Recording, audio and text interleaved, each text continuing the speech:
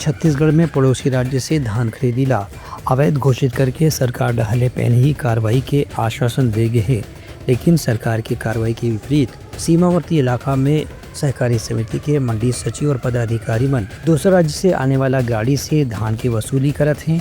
संगे संग पड़ोसी राज्य के धान ला यहाँ बेचे बर ओमन ला अवैध रूप से चालान भी जारी करत हैं। ऐसे ही मामला बलरामपुर जिला में सामने आया है, जहाँ धनवार बॉर्डर में खुलेआम पैसे के अवैध वसूली की शिकायत मिले है। यहाँ के लोगन मन के कहना है कि मंडी सचिव पड़ोसी राज्य से आने वाला गाड़ी के चालक से वसूली करथे, ओकर बाद ओमन ला धान बेचे बर चालान उपलब्ध कराथे।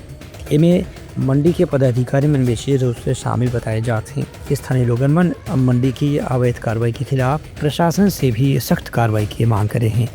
ब्यूरो रिपोर्ट, पुतलंखा न्यूज़।